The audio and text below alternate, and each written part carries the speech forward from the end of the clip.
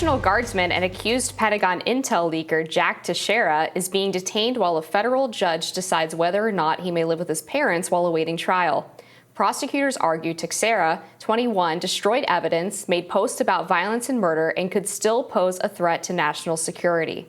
According to a new court filing, prosecutors allege Teixeira took obstructive steps after the Justice Department began investigating the leak, including smashing electronic devices and telling other Discord users to delete messages.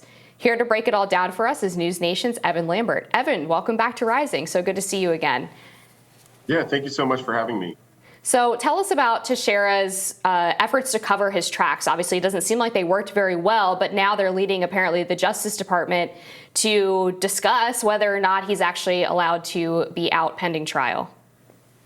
Right. So a lot of this came from a court filing that was in support of the government's argument yesterday in court to keep Teixeira behind bars pending the trial. And from that filing, we saw a lot of photos for the first time from inside Teixeira's home, his bedroom, and some of those smashed devices, which the government says speaks to the fact that he was trying to cover his tracks, obstruct justice, and they're arguing that if he gets out, he might do something similar. So they found inside his room a lot of weapons, a gas mask, also a silencer, they say, and also they found in a trash can near his house, a dumpster. That's where they found some of those smashed devices, an Xbox, laptop, a tablet. And so they say that this is evidence of once his name was out there, once he got the sense that the FBI was onto him, that he was trying to cover up his tracks. And that's one of the reasons that they argued he should not be let out of jail.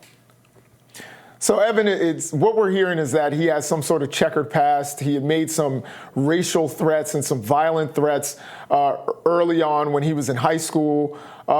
Is there any word on whether he just kind of slipped through the cracks into the military and then got these certifications that gave him access to these documents? Or was it a situation where the military allows for that if you don't have a felony conviction? I know if you get a felony conviction, then you have to sign a moral conduct waiver. And usually that would prevent you from getting certain security clearances. Is there any word whether this was a mistake or whether they just allowed for him to do this because that's policy? Look, you picked up on the key question here. Many people are asking, after seeing some of this history that's alleged in these court documents, how did he get into the Air National Guard to begin with, as the first question? And the second question, a few years later, get that top secret clearance in 2021. So, some of these statements that he's supposed to have made in high school, that was 2018. He joined the Air National Guard just a little bit more than a year later in 2019, September 2019. But he started entry level, really. He got that top secret clearance, we know, in 2021. So I guess there is a question during that screening process. You would think that what happened in 2018 in high school would have come up. And, it's more than just saying these threats allegedly. The police at the time in 2018 actually were so concerned that when he went to apply for a gun permit, he was denied. So this obviously came up in the system there in Massachusetts when he was trying to get a gun permit, and he was denied because of the concerns of local law enforcement about some of the things that he had talked about in school in 2018. And this was classmates overhearing him, according to prosecutors, talk about guns at school, Molotov cocktails, and making racial threats. And so that flagged enough concern among police to deny the gun permit. And the question is, why wouldn't that have come up in any kind of security review for top secret clearance in 2021, which we know he was granted, and then allowed him to have access to all this highly classified information that he then allegedly leaked on this Discord server. And we've seen went far beyond that onto Telegram and Twitter and other social media accounts, and probably into the hands of Russia. Evan, I'm also wondering about the potential motivations for his leaks, because it seems like typically when we hear about these massive national security breaches, it's usually from someone who feels like they're doing this for the greater good. They leak to media outlets. In this case, it was almost like he was bragging to his online friends. What's the story on that? Yeah, so I think it probably speaks maybe to his maturity level. This is a young person who obviously felt like he was among like people on this Discord group. You know, they bonded over their love of video games, sharing racist memes in that group chat, and so it sounds like he was motivated partly, as you said, to kind of brag. And at first, from some of the reporting, it sounded like some of the other people in this group didn't really take what he was describing seriously.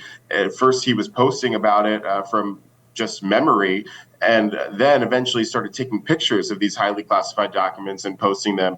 And so what's interesting is that kind of segues into one of the arguments that the government made in court yesterday, saying if he gets out, there could be more fallout from this. And his defense team was saying, look, he didn't really know that this was going to go past that group chat of some 20, 30 young people. And the judge really took issue with that, saying, how did he not know that posting something so secretive online, wouldn't stay in that tiny little corner of the internet?